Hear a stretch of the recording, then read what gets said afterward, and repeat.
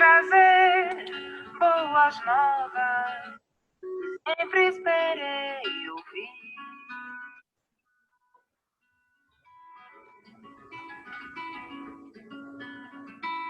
Vento vem me contar os segredos de chuva, raiz e trovão. Olá, gente.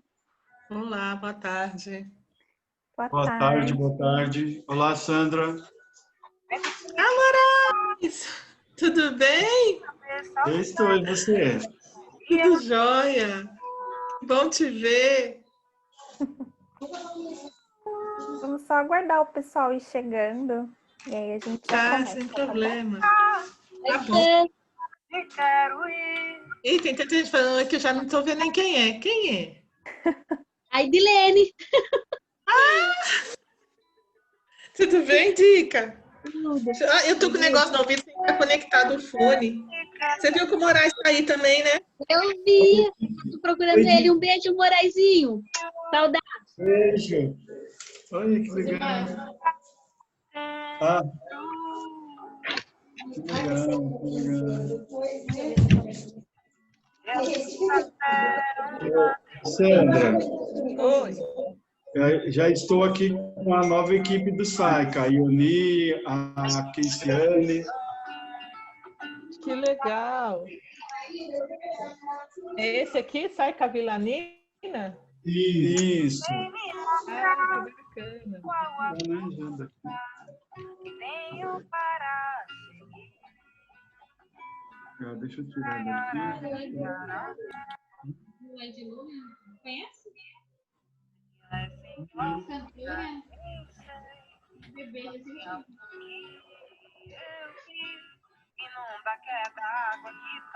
Oi. Estamos só aguardando o pessoal ir chegando. Aí vou pedir quem puder, quando for chegando, vai desligando o microfone. Quando não for falar, claro. Quando for cumprimentar, falou aí pra Sandra. Pois Tudo é, os bem. amigos ficam, oi, quebrando os protocolos, né? Todo mundo, oi, Não. oi. Quando começa oficialmente, a gente vai se trocando figurinha. Isso é ótimo, acho que aproxima mais a gente, né? Que estamos convivendo só por telas. E Pois é. momento de troca é bom falar, ver gente. A gente já não aguenta mais essa telinha, né? É, Já deu a conta da telinha, né? ai, já deu. Ô, Camila, você me liberou para eu conseguir passar os slides por aqui? Ô, Gi, você consegue fazer isso, por favor? Tem que liberar para outros partilharem a tela, senão eu não consigo passar. Sim.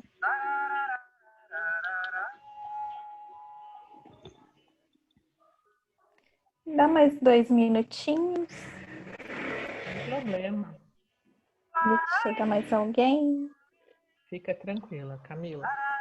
Tá bom.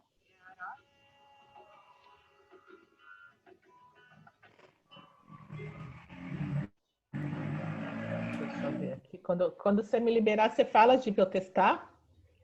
Eu te deixei como co-host, eu vou sair aqui do compartilhamento e aí você tenta.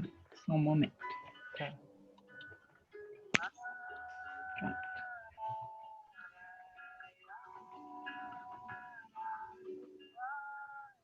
Deixa eu... Ah, acho que vai dar sim, Gi.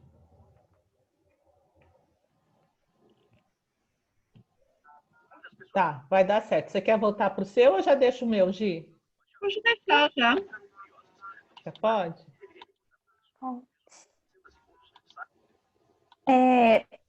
Eu vou pedir para você tirar um pouquinho só para a gente fazer uma apresentação rapidinho. Aí quando Tá. você começar, a gente Sem compartilha. problema. O importante era só Pode testar para ver se estava dando certo, claro? Sim, temos que testar.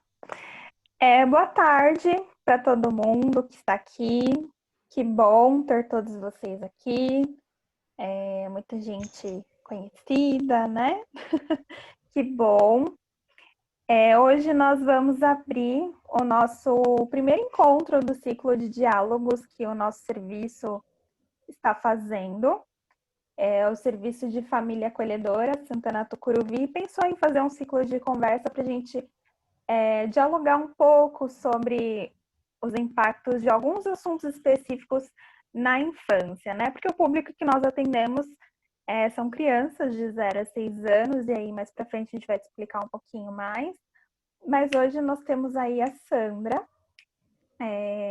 que eu não conheço pessoalmente, mas eu só ouvi coisas boas sobre ela e que ela vai falar um pouco para a gente sobre os impactos da violência doméstica na primeira infância. E é um assunto bem difícil de falar e que acontece o tempo todo e que nem sempre tem o olhar que deveria, né?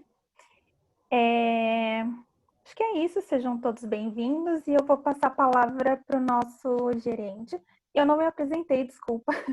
Eu sou a Camila, sou psicóloga, faço parte aí da equipe Família Acolhedora e eu vou passar a palavra para o Léo, que é o nosso gerente, que vai fazer uma breve apresentação aí com vocês e aí a gente começa o nosso bate-papo com a Sandra. Só uma coisinha, nós vamos gravar esse encontro, mas por questões técnicas nossas, talvez pode ser que em algum momento a gente compartilhe em alguma rede social, e aí quem não quiser aparecer pode tirar a câmera, tá bom? Mas nesse momento seria mais para arquivo nosso mesmo, tá? Vou pedir para quem for entrando e ficar sempre atento para desligar o microfone, para não atrapalhar a fala da Sandra. E aí, no final, a gente vai abrir um espaço para perguntas, então pode ir anotando. E aí, quando a gente abrir o espaço para pergunta, todo mundo pode ligar os microfones, usar o chat, e aí a gente vai se conversando, tá bom? Léo? Gente, boa tarde, tudo bem? Que bom ter Boa vocês tarde. aqui, que bom que vocês aceitaram o nosso chamado e decidiram entrar nesse momento de diálogo. No meio de uma pandemia, começam a aflorar, começam a se mostrar as grandes falências do nosso sistema. E uma das grandes falências do nosso sistema é a vulnerabilidade social criada pela pobreza, pela falta de educação e pela falta de moradia que nós temos no nosso país. O que acontece? Que todas essas vulnerabilidades, eu não sei, Sandra, eu acho que eu vou já entrar no discurso, mas essa vulnerabilidade traz violência. Isso é violência. Isso é violência contra nós, contra o povo, violência contra contra a nossa vida, nossa humanidade, contra nossos direitos humanos. E agora, no meio da pandemia, a gente está numa situação de guerra. E depois vai chegar o pós-guerra. E o pós-guerra, o último pós-guerra que nós lembramos pelo menos na história, nos livros, é a Segunda Guerra Mundial, que deixou um montão de mortos, que deixou um montão de crianças sem pais, mães sem filhos, pessoas que estavam ficando loucas de tanta tristeza e de tanto maltrato.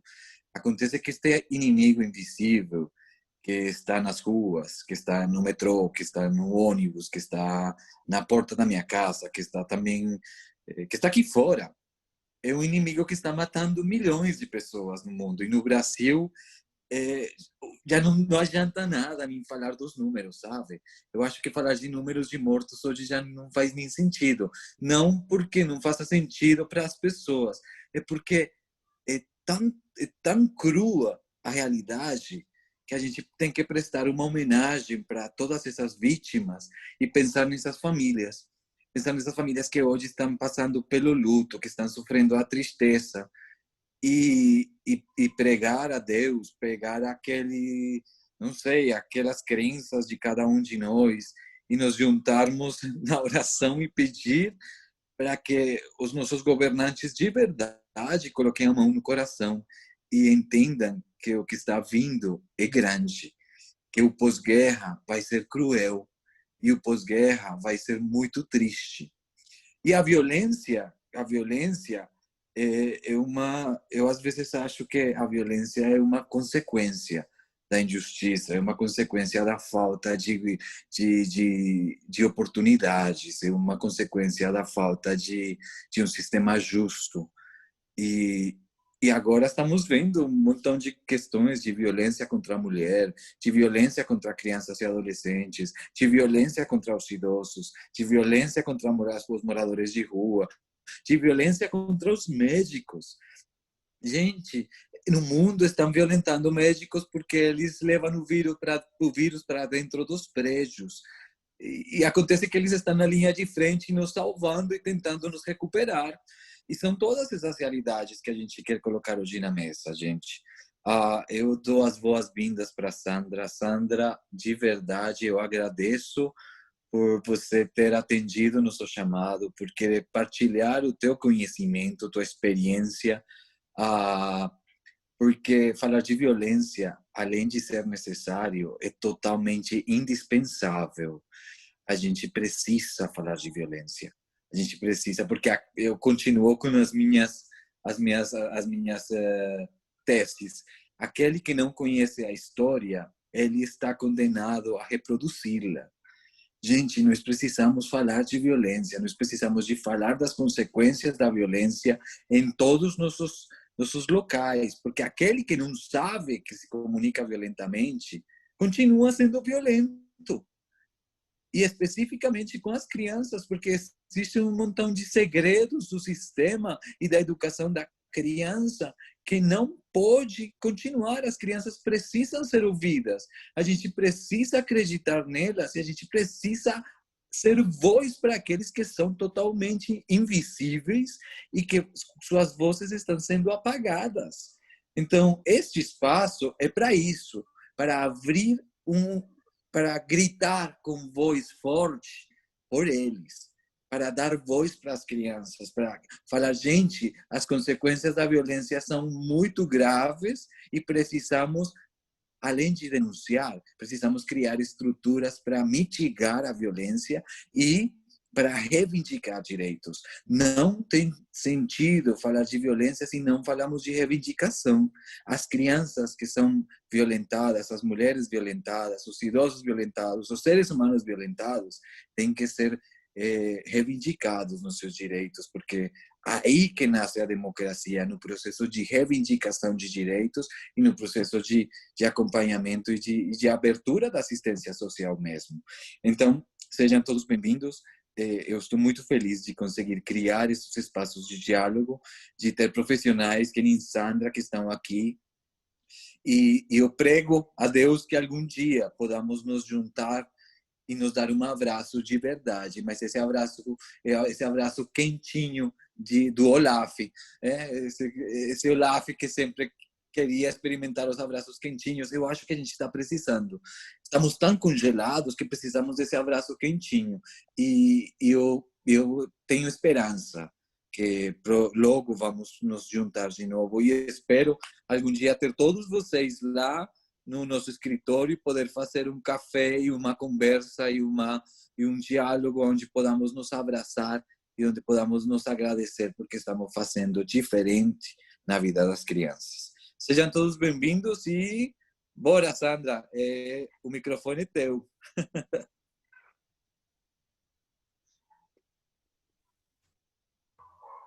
Boa tarde, né? Quero agradecer a Camila pelo convite, agradecer a todos e a todas que estão aqui para uma conversa, né? Como foi colocado agora, não é uma conversa tão agradável. Falar de violência, embora necessário, não é muito prazeroso. Mas a gente precisa falar disso, porque enquanto a gente está aqui conversando, tem criança apanhando, né? Enquanto a gente está aqui nessa 1h30 que a gente vai ficar, quantas crianças não foram abusadas sexualmente, não foram espancadas, não foram assassinadas, não estão sendo negligenciadas, traficadas e outras coisas mais. Em apenas 1h30 que a gente vai ficar de conversa, se a gente pensar o que está acontecendo lá fora, né? Então, embora não seja muito prazeroso falar disso, é fundamental falar desse assunto, né? Então, eu sou Sandra Paulino, sou assistente social, trabalho com violência. Eu falo que eu já estou que nem conto de fadas. Há muitos e muitos anos atrás eu comecei a trabalhar com violência, então eu já estou desde 1995 trabalhando nessa área.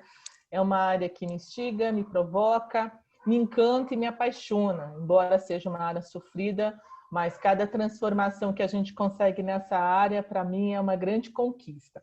Vou pedir desculpa de antemão para vocês que eu estou um pouco devagar hoje, porque eu estou saindo de uma crise de enxaqueca e uma tonelada aí de remédios, então eu estou um pouco lenta, mas dá para fazer um bate-papo legal com vocês, né? Então, assistente social, trabalho com essa questão desde sempre, né? Acho que gosto muito de contar um pouco de história, porque eu comecei o serviço social exatamente pela questão da violência. Nunca imaginei ser assistente social, nem sabia dessa profissão, e fui convidada por crianças que sofriam violência a buscar uma profissão que fizesse a intervenção. Então, minha trajetória, ela vem marcada por esse lugar, né? Eu era jogadora de vôlei, estou sentadinha aqui, então parece que eu sou baixinha, mas eu tenho 1,82 de altura, sou bem compridona. Era jogadora de vôlei e fui um dia convidada para fazer uma atividade com crianças no OSEM, na época se chamava OSEM, Organização Social Educativa ao Menor, que hoje são, acho que, os CCAs, né? E na época era o OSEM. E ao fazer essa atividade com as crianças, eu tinha só 16 anos, mas como eu fazia esporte e a responsável pelo local falou, vem fazer atividade física com eles. Se você entende de esporte, você faz atividades físicas com as crianças aqui na parte da tarde. Então eu ia 3 vezes por semana fazer atividade com as crianças. E lá eu entrei em contato com um mundo totalmente diverso do meu, mundo que eu não conhecia e que no primeiro momento me arrependi amargamente de conhecer, né? As crianças vinham me contar das suas que levavam, crianças marcadas, crianças queimadas com cigarro, crianças arranhadas, crianças mordidas. Aquilo para mim foi um mundo cão, assim, eu olhava e falava, como assim? Eu não consigo entender o que está acontecendo.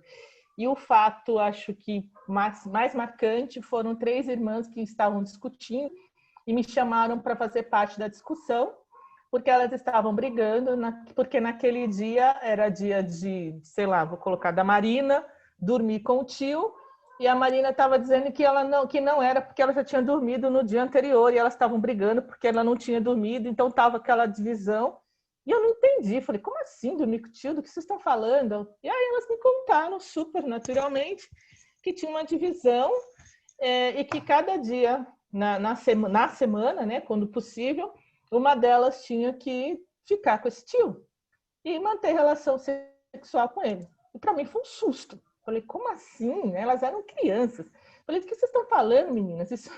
Como que vocês estão dizendo isso? Isso eu estou dizendo, gente, 86, né? Que a gente nem discutia violência, nem sabia da existência disso, e eu muito menos sabia, porque eu sabia correr atrás de bola de vôlei.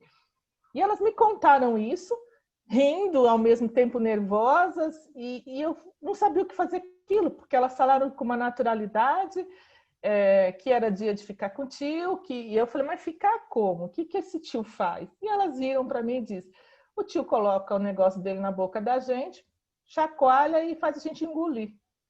Para mim foi insuportável ver aquilo. Eu pedi demissão do local, não tive coragem de falar com a coordenadora, eu fiquei envergonhada e não tive coragem de falar. Me arrependo amargamente e sempre, assim, peço perdão para essas meninas todos os dias, porque eu não fiz nada. E decidi encontrar uma profissão, sempre que eu falo me emociona ainda, né? Eu decidi procurar uma profissão que eu pudesse, já que não foi possível colaborar com aquelas 3, mas que eu pudesse colaborar com outros tantos que viriam após essas 3, né? E foi buscar uma profissão que me permitisse trabalhar com violência. E foi aí que eu descobri o serviço social. Então, eu já cheguei no serviço social para trabalhar com violência. Então, toda a minha formação, todos os meus estágios, todas as minhas pesquisas, elas foram referentes à violência e eu estou nessa área desde 94. Vou dizer que foi meu primeiro estágio, eu não saí mais da área. E por que eu trago essa história para vocês? Porque é uma história que me marcou muito, que me colocou na profissão, então eu sou muito grata às histórias dessas meninas. Ao mesmo tempo, me preocupo porque eu não tinha formação naquela época, então para mim hoje a formação ela é fundamental. Quanto mais a gente puder falar disso, quanto mais as pessoas souberem do fenômeno, vai saber pelo menos encaminhar, vai saber para onde, o que fazer com isso, sabe? Para onde mandar. Se eu não sei intervir, pelo menos eu sei encaminhar. Acho que esse é o objetivo, que a gente consiga romper com o pacto do silêncio, né, e desse emudecimento sobre a violência.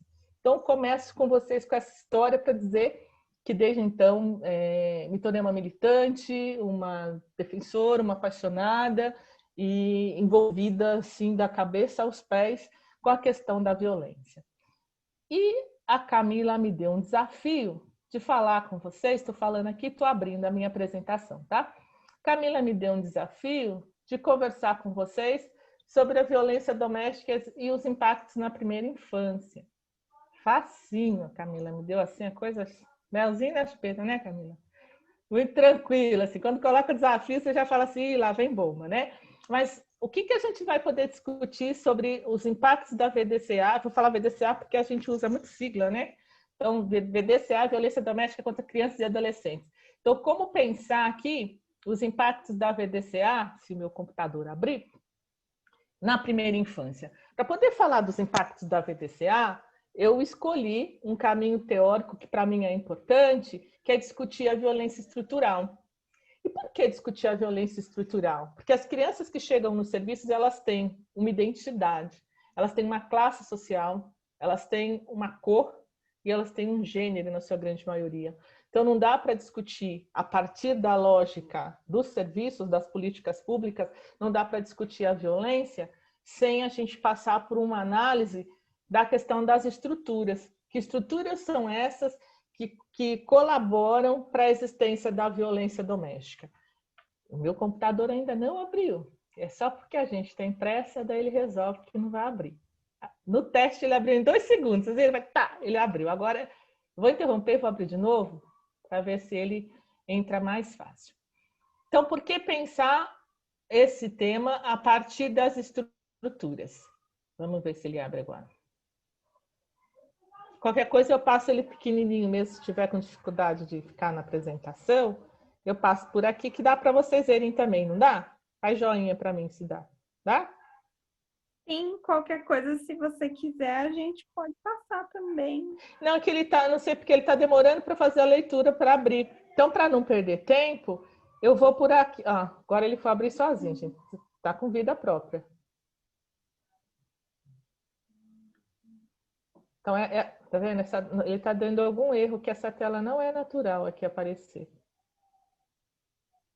Eu trabalho com esse programa também todos os dias. Então, eu estou mais que acostumada com ele e já era para ele ter entrado direto. Ele está pulando a minha telinha. Então, deixa eu ir contando para vocês por que pensar a violência estrutural. A gente vai ter que se readaptar aqui. Olha, ele fechou. Quer que eu passe, Sandra? Não, o problema é que ele não está abrindo minha apresentação. Ela, inclusive, desapareceu aqui. Eu estou com a apresentação aqui, que a gente ficou... Você consegue abrir por aí? De imprevistos, aí a gente... Ah, perfeito. Se você conseguir abrir por aí...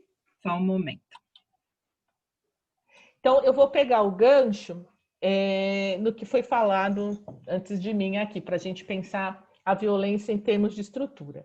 Quando a gente se depara com uma questão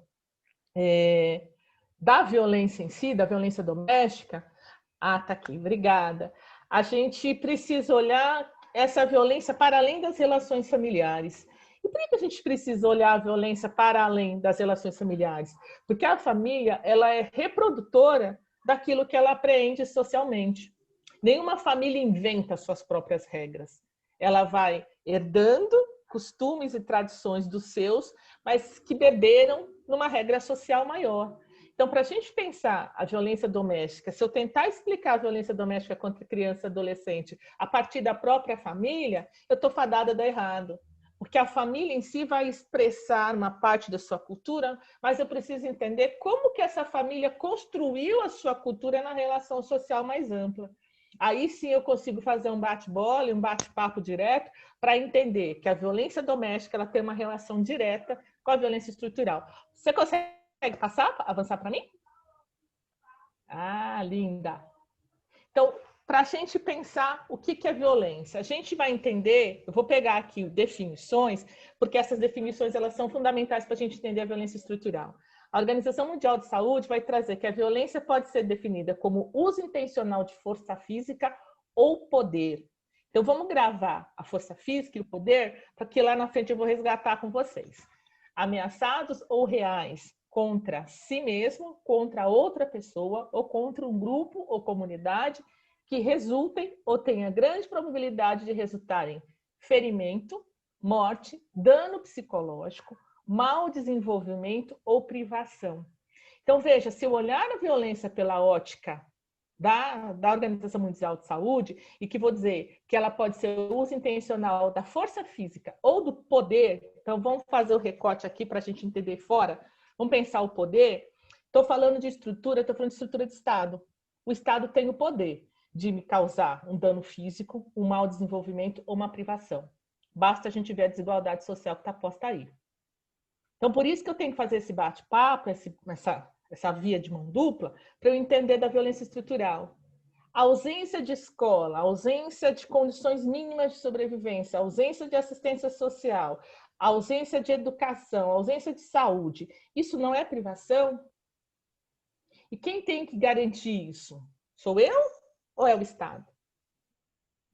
Então, quando a gente está falando das famílias, principalmente as famílias pobres, que são mais abatidas por essas ausências, e que, ao ser abatida por essas ausências, ela acaba também, essas ausências, elas aceleram, acentuam o risco da violência interpessoal, a gente está falando antes de um Estado omisso. E esse Estado omisso tem implicação, a sua omissão tem implicação direta na violência que acontece no ambiente da família. E esse mesmo Estado omisso é o Estado que vem com o pé no peito dessas famílias para julgá-las e para retirar a criança de casa, para dizer que a família é incapaz de seus cuidados. Aí a gente pergunta, mas quem começou com a incapacidade? Foi a família ou foi o Estado? Por isso que a gente precisa fazer esse bate-bola para entender a estrutura para poder falar da violência que acontece no âmbito familiar. A violência ela é histórica, ela sempre aconteceu e ela vai mudando de tempos em tempos. O que é considerado violência em determinado momento histórico, ela pode não ser considerada em outro. Se a gente falar de novo para trazer para a VDCA, quando a gente fala, se a gente pensar nos primórdios, o uso da palmatória nas escolas era autorizado como uma forma disciplinar, não é? Criança que reguada, professor que dava reguada, não é que podia, porque era uma forma de fazer com que a criança fosse disciplinada para atender. Hoje não pode mais. Então, em algum momento pôde, outro momento não pôde. Essas regras que elas são transitórias, elas têm interferência na vida das pessoas. Porque em um momento o Estado diz que pode, outro momento o Estado diz que não pode, e as famílias se constroem nessas regras e vai passando de geração para geração. Então, a violência física, por exemplo, é uma violência de difícil manuseio, porque as pessoas falam, mas eu apanhei, por que eu não posso bater? Então, se em um determinado momento histórico não podia, era permitido e hoje não é permitido, a gente tem que, inclusive, compreender essa transição junto com as famílias, que vai mantendo, muitas vezes, essas tradições como forma autorizada e legitimada, porque aconteceu em algum momento na história de formação desse país. Pode passar. Então, a violência consiste em ações humanas individuais, de grupo, classes, de nações, que ocasionam morte de seres humanos ou afetam sua integridade, para a gente pensar amplamente também. No campo dos direitos humanos, a violência é compreendida como toda violação de direitos civis, vida, propriedade, liberdade de ir e vir, de consciência e de culto. Gente, a gente está vendo um momento aqui de total violência, né, por parte do Estado, porque só esses termos que a gente está dizendo aqui, propriedade, nem se discute, liberdade de ir e vir, de consciência e de culto, político, de direito a votar e ser votado, ter participação política, social, habitação, saúde, educação, segurança, econômicos, emprego, salário, e culturais, direito de manter e manifestar sua própria cultura. A ausência de tudo isso, pode passar, já é uma violência. Então, quando a gente vai olhar, né, a violência, volto a dizer, eu não consigo olhar a violência só dentro do universo familiar. Ali é uma das expressões da violência, mas eu preciso entender o quanto todas essas violências que a gente viu aqui vai dialogar diretamente com a família e o quanto isso vai repercutir no sujeito singular, na criança que está nessa relação direta da violência. Coloquei aqui uma provocação, né? A miséria gera violência?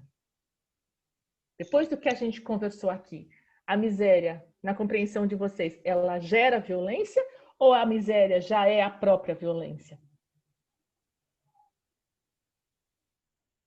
Então, acho que a gente vai começar, inclusive, a mudar nosso discurso, porque o discurso que o Estado gosta que a gente faça é dizer a miséria gera violência. Quando eu digo que a miséria gera violência, quem é o violento? Os miseráveis.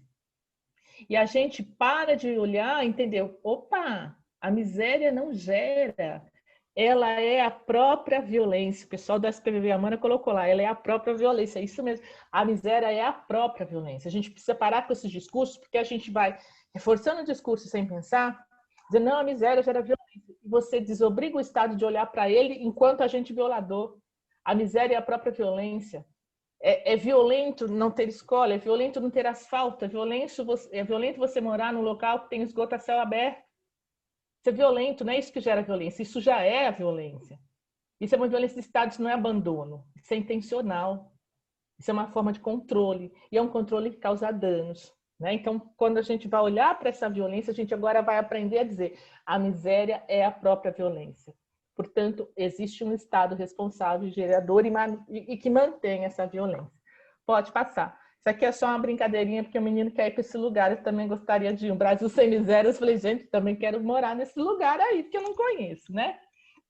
Então, falando disso tudo, pensar a violência estrutural, a Minayo vai dizer que a violência estrutural ela é gerada por estruturas organizadas, institucionalizadas, naturalizadas e ocultas em estruturas sociais que expressam na injustiça e na exploração e conduz à opressão de indivíduos. Tal violência é infligida por instituições clássicas da sociedade e expressa, sobretudo, os esquemas de dominação de classes e grupos e do próprio Estado. E nós, muitas vezes, se a gente não tiver essa leitura, nós, enquanto trabalhadores e trabalhadoras, nós expressamos e somos porta-vozes dessa violência. Acho que vale a pena a gente perguntar quantas vezes a gente também, como trabalhador e trabalhadora, a gente também não violentou os sujeitos que a gente atende. Né? Acho que vale sempre a gente fazer uma paradinha e falar assim, enquanto eu não reproduzo essa estrutura violenta, dizendo, por exemplo, para o menino que ele não pode estudar na minha escola, porque ele é um menino que está em cumprimento de medida. Então, eu sou o diretor e eu sou o dono da escola. Aí você vai dizer, mas a escola não é pública? Né? Fala, não, na minha escola não, na minha instituição não quero. Então, assim, quantas vezes a gente não reproduz essa lógica das estruturas violentas? Pode passar. Ainda dentro dessa questão, a Michelle Cavalli, ela vai trazer que o Estado deveria ser o garantidor e defensor de direitos e regulador da vida em sociedade. Mas o que acontece é que este está a serviço do capital e defende seus interesses. Seus serviços, políticas e demais ações não visam como fim o bem-estar da sociedade, mas reproduzir relações de dominação capitalista. A própria violência do Estado está a serviço do capital e, desta forma, contribuem para o desenvolvimento da violência estrutural. Então, o Estado é o próprio mantenedor dessa violência. E aí, de novo, vou chamar a atenção. Quanto trabalhadores e trabalhadoras, a gente tem que estar muito atento para a gente não ser o porta-voz do Estado e ser um agente violador. Somos convidados todos os dias, por ausência de condições concretas, objetivas e materiais, muitas vezes a gente desconta no sujeito que está utilizando os nossos serviços. E aí fala, mas eu estava assim porque eu também estava sem condições. Não importa se está sem condições, vai brigar junto com os seus coletivos. Agora, não tem que depositar isso nos sujeitos que já são oprimidos cotidianamente. Pode passar. Aí você está falando, Sandra, mas por que falar tudo isso e as consequências? As consequências estão aí. Se eu estou cuidando de uma criança numa escola, se eu estou no e-mail e eu estou cansado, estressado, as vagas que são conseguidas sobre medida judicial para colocar mais uma criança só na creche, só mais uma, a gente sobrecarrega aquele serviço, sucateia o serviço, os trabalhadores ficam exaustos, porque sofrem também violência institucional e muitas vezes acaba reproduzindo essa violência em cima das crianças que estão ali. Né? E a lógica é outra, vamos ajudar junto com a comunidade, fazer movimento para que ampliem as creches e não a quantidade de vagas dentro do mesmo espaço. Então, estou trazendo esses exemplos para a gente pensar que relação que isso tem a ver direto com vocês. Então, se pensar violência social, a dimensão da violência social é concebida por valores determinados, a determinados grupos sociais considerados como o menor detentor de poderes políticos, econômicos e sociais na sociedade, representada pelas dimensões de gênero, raça, etnia e geração. Então, são os nichos que são mais excluídos que vão sofrer essa estrutura da violência social. A conjunção da violência estrutural e da violência social resultam na violência interpessoal. Uma das formas da violência interpessoal é a violência doméstica contra crianças e adolescentes. Então, a gente fez todo esse guarda-chuva para a gente chegar na violência doméstica contra crianças e adolescentes. Pode passar. Então, o que é a VDCA, né, que a gente fala tanto? Então, só para a gente ter dar uma observada bem rápida, Os dados da COVES, da Coordenação do Observatório de Vigilância Socioassistencial de 2019, então estão fresquinhos. Esses dados foram extraídos dos trabalhos dos SPVVs, que são Serviços de Proteção às Crianças e Adolescentes Vítimas de Violência. Então, foram denunciados ou foram atendidos, né, 11.129 casos de violência de caráter interfamiliar de janeiro de 2019 a dezembro de 2019. Então, esses são só os dados da assistência. Não estou falando dos dados da saúde, nem dos dados da segurança pública. Então, destas denúncias da violência doméstica contra criança e adolescente, 3.205 foram violências psicológicas, 3.305 violência sexual, 2.500 denúncias de violência física e 2.122 denúncias de negligência. Então, são essas violências que a gente vai poder discutir, porque vai ter uma repercussão direta no desenvolvimento das crianças. Pode passar. Então, esses dados são da assistência, são fresquinhos, provavelmente das áreas que vocês estão atuando, são crianças que devem ter passado por vocês, adolescentes que devem ter passado por vocês, e que se tornaram números, né? A ideia é como que a gente pode trabalhar antes que essas crianças se tornem esses números que a gente viu aqui. Então, a Maria Amélia Azevedo, ela vai dizer o que é a violência doméstica. Ela traz o quê? O conceito de que toda ação ou omissão praticadas por pais, parentes ou responsáveis contra crianças e adolescentes, sendo capaz de causar dano físico, sexual ou psicológico, implica, no lado, uma transgressão do poder de cuidado, né? Eu tenho este poder e dever de cuidar, ao invés de cuidar, eu inverto esse poder e eu acabo violando. Então, veja que eu deixei coloridinho, que é todo ato ou omissão. Então, se eu presencio e não me posiciono em relação à defesa da criança, eu estou sendo omissa. Então, eu estou participando dessa violência doméstica. Não é só quem agride, é quem agride e aquele que não se coloca na posição de defesa dessa criança e do adolescente. Pode passar.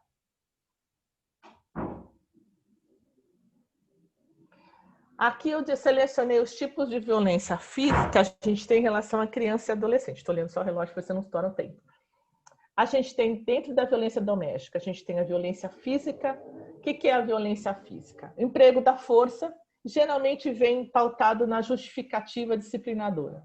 Ah, eu bato para educar. Eu bato porque é necessário. Porque se não bater, eles não respeitam, ele não responde. E isso é nada mais, nada menos que uma relação de poder. Porque dentro da lógica da violência contra a criança e adolescente, a gente tem divisões. A maior agressora física, psicológica, negligente é a mulher. A gente tem uma divisão aí de gênero. A mulher agride mais fisicamente, psicologicamente e negligencia mais, e o homem abusa sexualmente. A divisão de gênero está estabelecida aí. Por que a mulher é a maior responsável pela violência física e psicológica? Porque na divisão sociotécnica do trabalho, né, sociossexual do trabalho, ela é responsável pelos cuidados das crianças.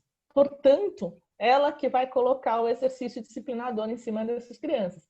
É ela que vai passar a maior parte do tempo, ou mesmo quando trabalha, ela ainda chega em casa responsável pela educação dessas crianças. Então, nessa divisão sociossexual do trabalho, a gente está fazendo uma divisão de gênero, né? A mulher, ela fica mais tempo com a criança ou ela é responsável direta por esse cuidado com a criança, portanto, ela é o agente que agride mais ou que violenta mais psicologicamente ou que negligencia mais.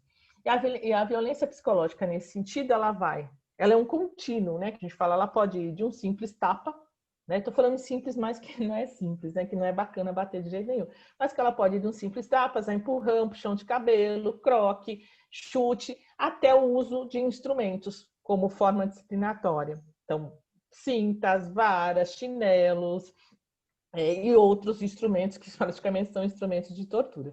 Então, por que ela é considerada um contínuo? Porque quanto mais você bate, mais você vai usando a força. Porque chega um momento em que bateu uma vez, não adiantou, bateu duas, não adiantou. Você vai usando outras técnicas, até que chega um momento de espancamento ou chega um momento que a gente vai parar aqui na última violência, que é fatal. A violência psicológica são xingamentos, ofensas, depreciações da criança, e ela é tão forte porque ela faz com que a criança ela passe a se verificar dentro disso e acreditar que ela só pode ser aquilo. Então, é dizer para a criança que ela não deveria ter nascido, que ela é um merda, que ninguém gosta dela, que ela é tão feia quanto o pai ou que ela não presta que nem a mãe. Então, o tempo todo depreciando essa criança, né? Intencionalmente deprecio essa criança. Isso é a violência psicológica.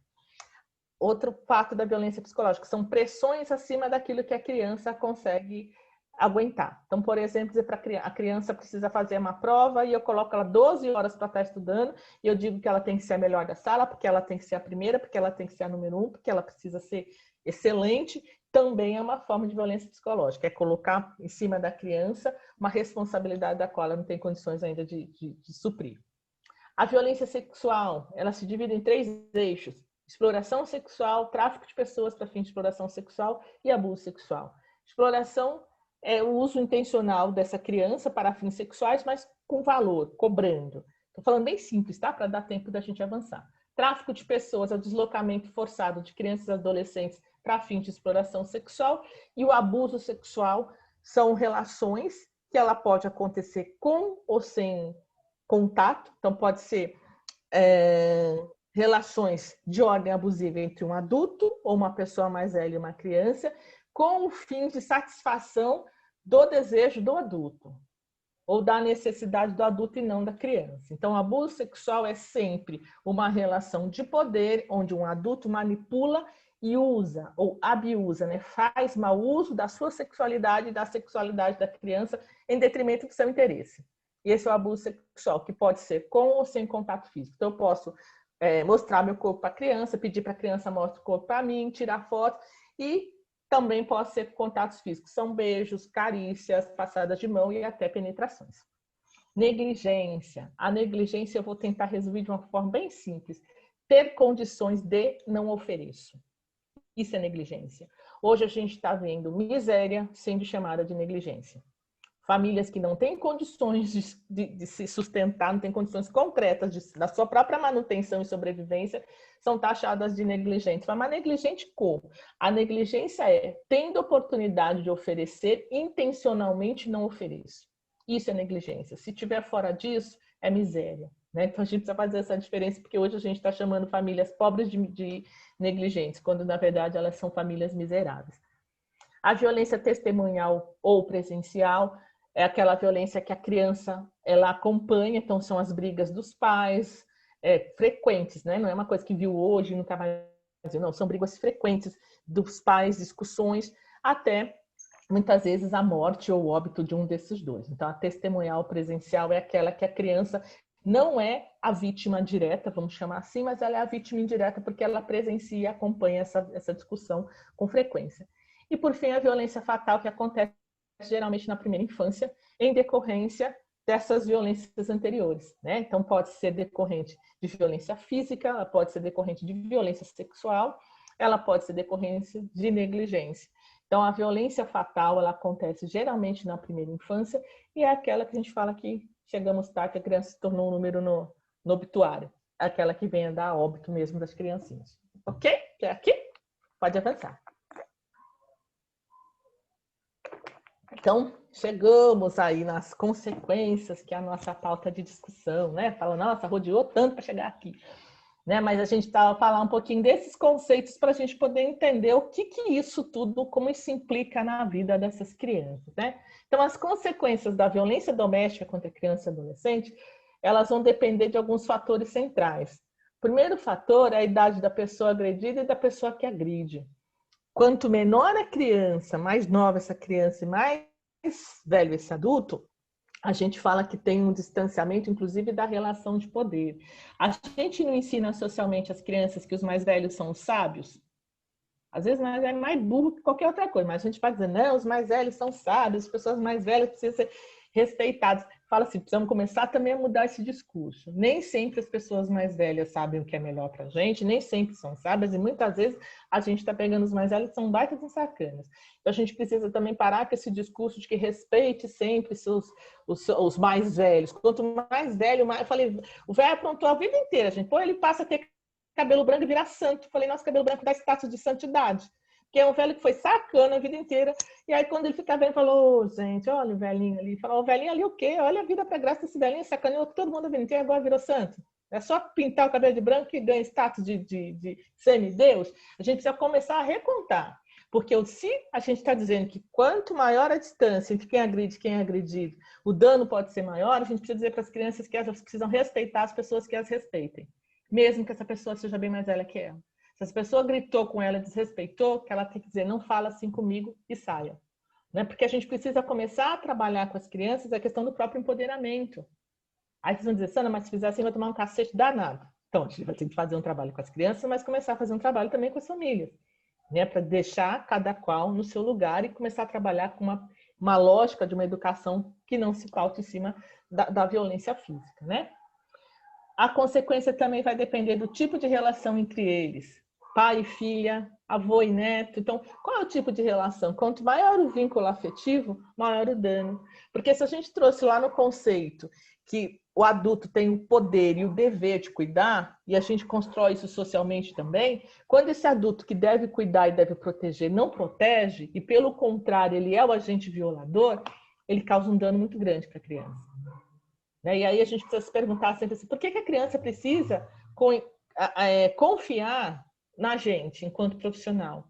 Se ela foi traída por aqueles que socialmente deveriam protegê-la. Não tem um falso discurso ainda que a família é o melhor lugar para alguém viver? Eu falo, de que família você está falando? Não generaliza. Né? Porque fala assim, a família é o melhor lugar para estar. Esse discurso social vai acompanhando essas crianças também, que ficam muito confusas. Se a família é o melhor lugar para eu estar, o que está acontecendo dentro da minha casa? Como confiar em alguém fora de casa, se dentro de casa, que era o melhor lugar, já fizeram isso comigo, fora de casa vão fazer o quê? Então, a gente precisa pensar sempre nesse tipo de relação que é estabelecido. Quanto maior a proximidade e a confiança e o grau de relação afetiva, maior o dano para essa criança. Da personalidade da vítima, né? Porque o sujeito também tem suas particularidades, crianças muito retraídas tendem a ter uma consequência muito maior do que aquelas que enfrentam, que tensionam. A que enfrenta, ela vai ter consequências físicas, porque ela vai para cima, ela enfrenta, ela grita, ela apanha mais. Agora, a que é calada, ela tem tanta consequência física, porque ela não consegue se posicionar, quanto a questão psicológica, porque ela não consegue dizer absolutamente nada. Ela vai ficando cada vez mais embotada. Né? E são as crianças que, inclusive, nas relações sociais, a gente vê que essas crianças apanham dos coleguinhas e não sabem se posicionar. Então, são crianças, quanto menos ela consegue colocar para fora o que está acontecendo com ela, maior é o dano, né? Vai depender da duração e da frequência da agressão. Quanto mais tempo essa agressão acontece e qual uma frequência maior, maior o dano para essa criança. Começou aos 3 anos, apanha todos os dias, está com 10. Começou aos 3 anos, é abusada sexualmente todos os dias, está com 7. Então, a duração ela vai ter uma interferência direta na forma dessa criança se posicionar para a vida. Do tipo e da gravidade do ato. Né? Qual foi a violência ocorrida, de que forma que essa violência ocorreu? Qual foi a gravidade disso? Né? A criança precisou ser afastada, abusador precisou ser preso, o que aconteceu? Qual foi a gravidade disso e como isso interferiu na vida da criança? Isso vai causar sequelas. É bacana olhar para esse ponto aqui, né, do tipo e da gravidade, que muitas vezes, se tratando, por exemplo, de violência sexual, do abuso sexual, a gente fala, mas se prender para a criança vai ser muito bom. Não necessariamente. A gente precisa também sair dessa lógica de 1 mais 1 é 2. Muitas vezes, as consequências que este homem terá ao ser preso interferem, inclusive, nessa criança, que entende que tudo o que aconteceu com ele é culpa dela por ter contado. Então, a gente precisa, inclusive, prestar muita atenção que o ato em si vai dizer de uma violência, mas quem vai me dizer dessa gravidade é como essa criança está. Preciso olhar para essa criança, reconhecer as suas necessidades, porque isso aqui, gente, é um parâmetro. Agora, quem vai me dizer exatamente como está é a própria criança. E a terceira é a questão da reação, a última questão é da reação do ambiente. Como que o meio social reage quando essa criança pede ajuda? Desacredita? Está lá a criança pequenininha e vira e fala, porque o pai pôs o dedo no meu bumbum. Aí vai lá o educador e fala assim, não fala mentira. Cuidado com essas coisas que você anda falando. Ou que feio essas coisas que você está dizendo. Não faz assim. Não fica falando assim perto dos coleguinhas. Pronto. O ambiente foi hostil a um pontuamento, que é uma pontuação que essa criança fez. Um apontamento que essa criança fez. Então, qual é a acolhida necessária? Ou uma criança vai e diz, o tio está mexendo comigo. Aí vem e fala, você tem certeza disso? Tem certeza que você está me falando? Fala, mas por que ela está falando? É doida ela? Está falando, então... Ela sabe do que ela está falando. Ninguém melhor do que ela sabe o que está acontecendo com ela. Então, algumas formas de reação desse ambiente vai trazer uma consequência que a gente às vezes diz que ela é pior do que a própria violência. Só um exemplo, só para vocês pensarem, da menina de 12 anos que precisou fazer o aborto. Foi chamada de vagabunda, de assassina. Olha a consequência para a vida dessa menina. E a gente fala dessa porque essa foi para a TV. Mas nos outros dias tem tantas outras dessas meninas convivendo com a gente que querem falar sobre as violências sofridas. Apanhou, chegou marcada, e você fala assim, mas o que você fez para você apanhar? Pronto. Olha o ambiente reagindo de uma forma negativa. Não importa o que ela fez. O adulto tem que se conter. Precisa ter um adulto na relação. O adulto não pode bater e não pode quebrar. Mesmo que a criança tenha feito uma coisa muito errada. E o meu papel enquanto trabalhadora e trabalhador não é dizer para a criança, mas o que você fez que você apanhou? Eu estou justificando bater. Então, se este ambiente é hostil, ele vai ter um agravamento na vida dessa criança, enquanto consequência da violência. Tudo bem até aqui? Tá joinha, porque... ótimo. Pode passar, porque eu não estou vendo todo mundo, estou vendo algumas carinhas. Ainda dentro das consequências, aqui é da violência física. Até falo que quem trabalha com violência tem tudo abreviado. VF, VP, VS. Então, a violência física. Quais são as consequências? Em curto prazo. Problemas físicos, quando o agressor erra na dose, que quebra a criança, que machuca para valer. A gente tem uma síndrome que chama síndrome de check-in baby, que é quando você pega crianças pequenas e você chacoalha a criança. Criança que não quer dormir. Está lá no bercinho, ela está chorando, ela está impaciente, a mãe deu o peito, a mãe deu abraço, a mãe pôs aqui, bateu para ver se ela queria arrotar, trocou a fralda e ela continua chorando. E aí essa mulher se desequilibra, sacode essa criança e fala, dorme, pelo amor de Deus. Criança pequena, a gente fala que ela tem um cabeção, a cabeça é desproporcional ao tamanho da massa cefálica do cérebro. Nessa chacoalhada, o cérebro vai e volta e ele bate nessa parede cranial. Isso causa danos. E tem pesquisas norte-americanas de presos que são os que foram mais agressivos, aqueles crimes mais atrozes, e foi feito foi uma tomografia, aquelas que você coloca líquidozinho e tal, e foi percebido um dano no cérebro que é decorrente dessa crise, dessa forma de violência que a gente chama de check-in baby. Então, ela tem um dano ainda concreto. Tem pesquisas que dizem que crianças que sofrem dessa crise, eles acabam adquirindo um comportamento extremamente violento ao longo da vida. Então, a gente tem problemas físicos, problemas de desenvolvimento das relações de apego e afeto, evitação e resistência ao apego. Então, a gente às vezes tem crianças que você quer chegar perto, a criança não quer. Você fala, nossa, que criança grossa, né? Você quer abraçar, ela não quer. Ela não consegue entender esse sinal. Né? Qualquer toque lhe soa como um ameaçador. Afeto como depressão e diminuição da autoestima, depressão no sentido de recaída da autoestima, né? Ou ela entende que esse campo do afeto lhe facilita, então ela fica ou mais sedutora para ganhar atenção, ou ela tem tão baixa autoestima que quando você diz para ela, ai, como você tá bonita, ela fala, não, eu sou feia. Aí a pessoa fala, a criança quer confete. Não.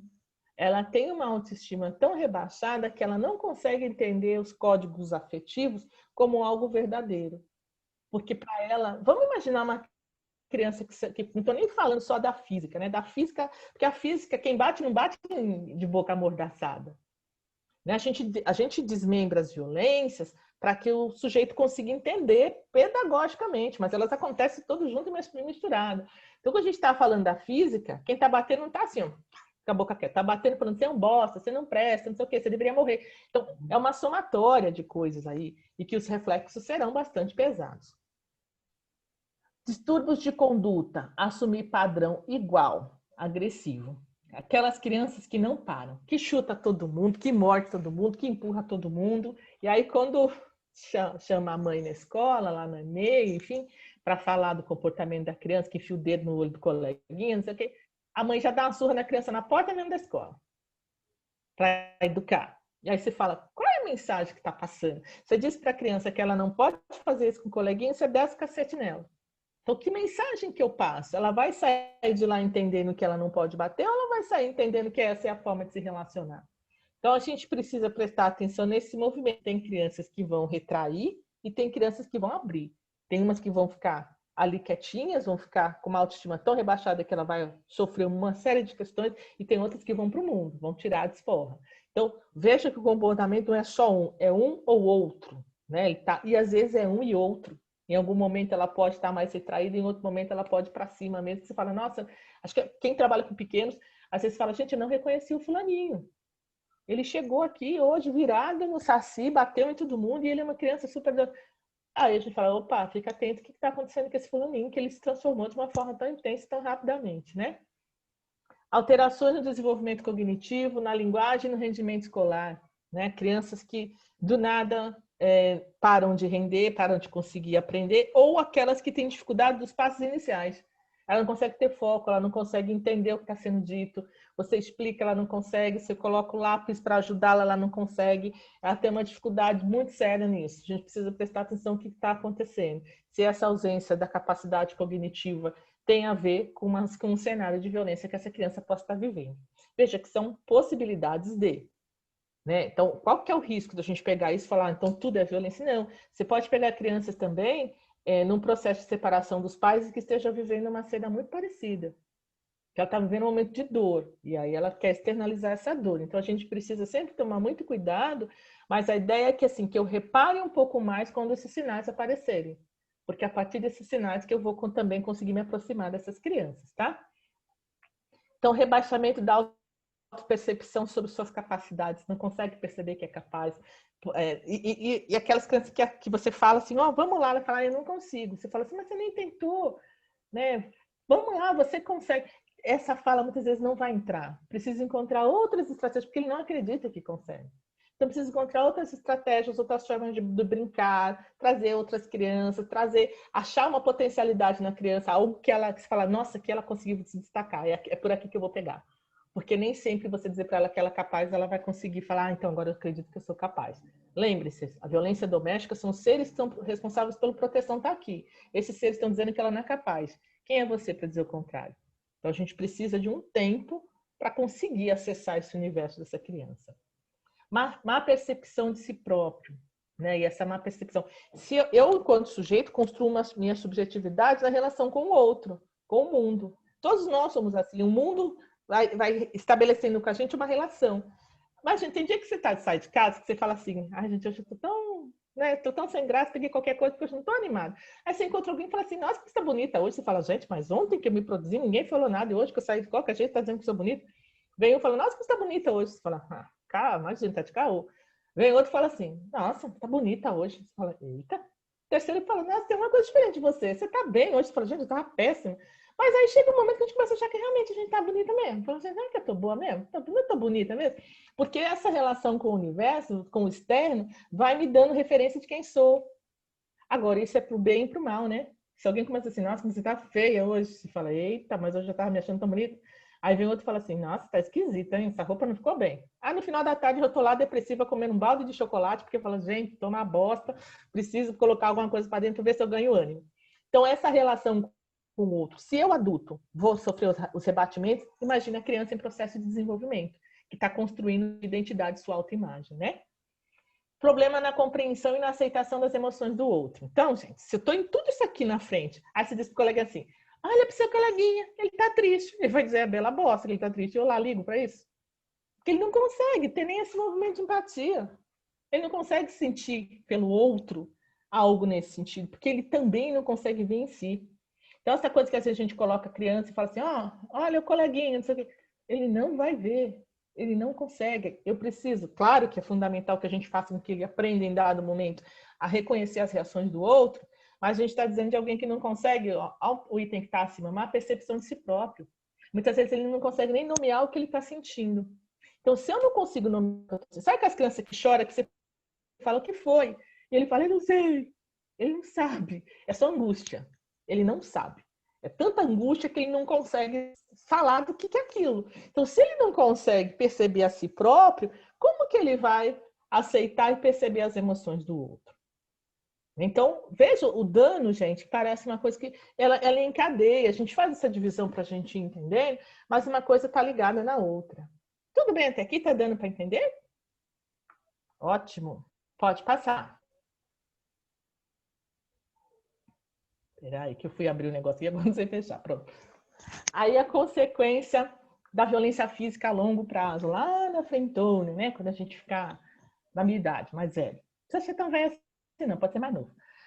Sequelas físicas, né? A gente pode ter realmente pessoas que têm várias quebraduras, que você pega crianças que têm, que a gente chama de fraturas de repetição, porque eu não trouxe os slides porque eles são bem punks, mas você tem fraturas de repetição, fraturas de entorse, que lá na frente essas crianças que vão crescer, eles vão ficar muitas vezes com os membros meio deformados, né? Em decorrência das várias violências sofridas. Então, quando você está trabalhando com a violência física, por exemplo, na área da saúde, você tem que ficar muito atenta para saber as entradas que essa criança tem no hospital. Então, um exemplo bem clássico, criança que entra no hospital com queimadura dos pés e parte do bumbum. E a mãe fala, ele entrou na bacia, eu coloquei água quente lá na bacia, ia temperar a água, e quando eu voltei para a água fria, ele tinha se queimado. Você já fica atenta. Como que a criança conhece o mundo quando ela é pequena? Ela conhece o mundo pelas mãos, não é? A gente fala, não mexe aí, solta isso. É a mesma lógica. Quando ela tem diante dela uma bacia e se a mãe saiu e deixou a criança lá, ela não vai entrar com o pé na bacia. Ela vai entrar com as mãos. É pelas mãos que eu vou tateando o mundo. Então, se ela tiver com as mãozinhas queimadas, aí sim você pode dizer que pode ter sido um acidente, porque ela põe a mãozinha e retrai porque queima. Agora, pôr o pé é mais difícil. Então, o que é você imagina? E queimou a parte de trás do bumbum, a solinha de pé, é quando alguém imerge essa criança numa bacia de água quente, a tendência natural da criança é se encolher. Ao me encolher, eu vou queimar ponta de bumbum e soladinho de pé. Então, você vai pegando, inclusive, as formas de violência física, que você fala, isso não foi acidente, isso foi violência. Só um exemplo para a gente ver e o quanto isso causa de danos, por exemplo, sequela física, marca de queimadura. É uma sequela física para a vida inteira, né? Então, dentro da questão de longo prazo, pais abusadores, eu aprendi dessa forma, não elaborei, não fui cuidado e entendo que essa é a forma correta de me relacionar e de educar. Então, eu reproduzo, acabo me tornando um pai e uma mãe abusadora. Conduta delinquencial e comportamentos suicidas na adolescência. A gente tem vários adolescentes na fase da automutilação. As meninas vão, curioso, né? As meninas vão para uma questão do acabar com si diretamente, né? Automutilação. E os meninos acabam com si também, se colocam em risco, mas eles vão para o mundo, vão para o enfrentamento, vão para o ato infracional. Então, a gente tem aí comportamentos, que é o comportamento delinquencial, que a gente vai ver a questão de gênero. Geralmente, meninos reagem para fora e meninas reagem para dentro. O que é reage para fora? Não que não tenha sofrimento nos meninos, tem sofrimento também, é esse sofrimento que faz reagir para fora.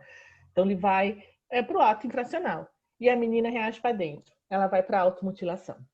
Ou exposição do corpo, enfim, né? Ela acaba se colocando num risco maior. E conduta criminal mais violenta. São os crimes que, lembra que eu falei do Check-in Baby, lá que fizeram uma pesquisa, os crimes mais odiosos, mais violentos, geralmente estão atrelados às violências mais severas vivenciadas ao longo da vida dessas pessoas. Pode passar. Já estou acabando, tá, gente? Que não vou estourar o tempo. Já estourei o tempo, né?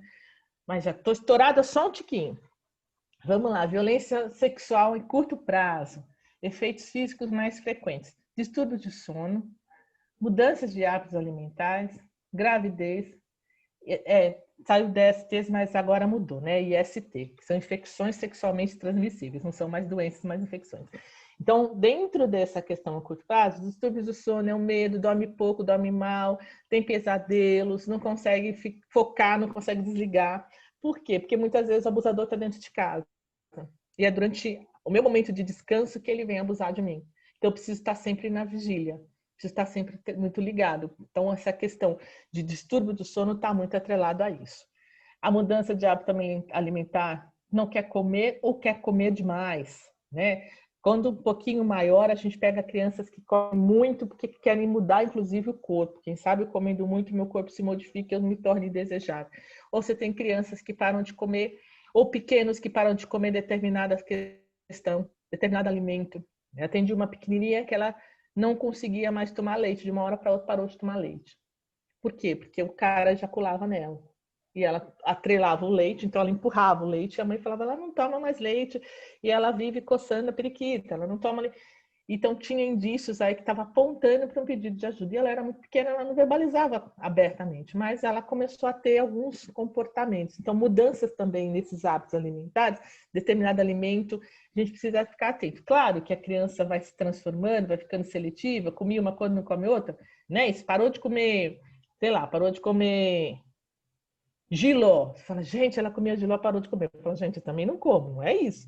A gente precisa prestar atenção na parada, o que aconteceu, né? Porque tem coisas que as crianças realmente vão transformando. Comia uma coisa, não gosta mais. Então agora ela come, agora não come. Então a gente só fica atento, porque geralmente vem com outros sinais atrelados, né?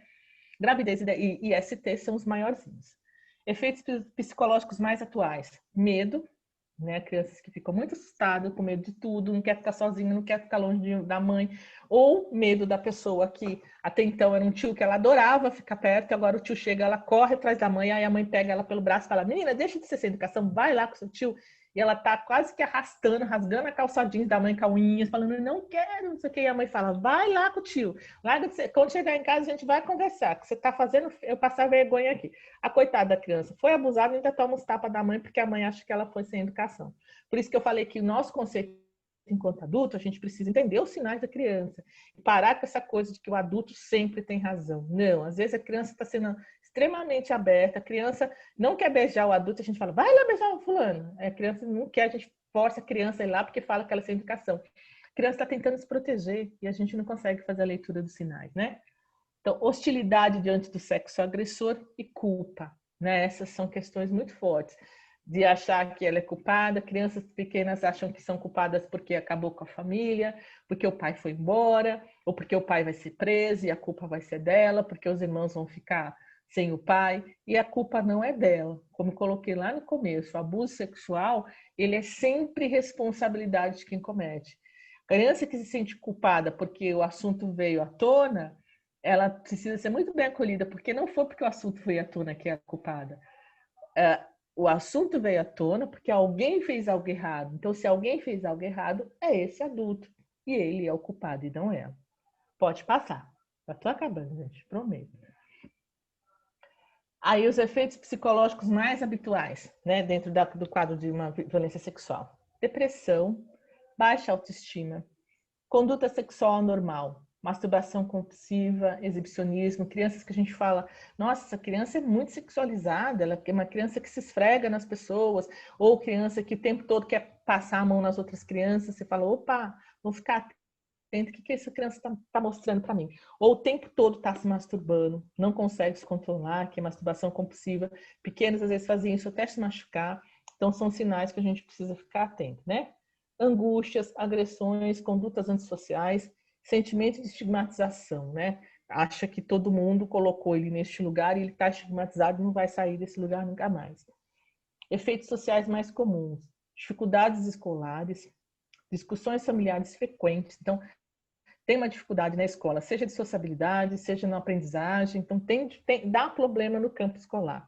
Discussões familiares frequentes, né? Seja por conta dessa suspeita, desse abuso que a família tenta, de certa forma, controlar ou se mantém em segredo, mas uma vez isso vindo à tona, ela vai provocar uma mudança nessa ordem familiar. Fuga, né? Crianças que tentam fugir para chamar a atenção, para dizer o que está acontecendo e muitas vezes são mal interpretadas. E a fuga a gente tem que ficar muito atento, porque tem o pensamento mágico da criança, de que ela fugindo, eu atendi uma das irmãs que elas fugiram e o combinado era, a gente foge e o pai vai sentir falta, então uma fugia e a outra ficava para contar porque a outra fugiu. Então aqui era mais, lembra do comportamento pessoal? Aqui era mais despojada, mais valente, se predispôs a fugir. E a outra que ficou em casa ia contar para o pai porque que a menor fugiu. Porque aí elas tinham um pensamento mágico assim, ó, quando o pai souber que eu fugi por causa do abuso, ele vai parar. Só que deu errado a fuga, né? Então ela fugiu, se perdeu, foi fugir de verdade, né? E aí ela quis ir para um lugar muito longe, pegou o trem, metrô, não sei o que, e se perdeu.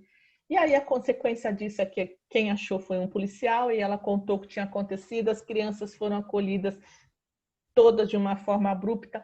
As consequências, lembra da reação do ambiente que eu falei? A reação do ambiente foi tão hostil para essas meninas que elas negaram o abuso depois. Porque elas foram acolhidas, elas sofreram num serviço de acolhimento, foram separadas dos irmãos. Elas só queriam que parasse o abuso. Elas não queriam tudo isso. Então, o ambiente foi tão hostil que a fuga, que era para chamar a atenção, ela se tornou um inferno na vida dessas meninas, e quando ela volta para casa, ela nega. Ela fala, não, eu fugi porque eu queria uma bicicleta e ele não me deu. E ela me conta, fala, Sandra, eu vou mentir porque eu não aguento, eu não quero ficar fora da minha casa, eu só queria que ele parasse, não queria outra coisa.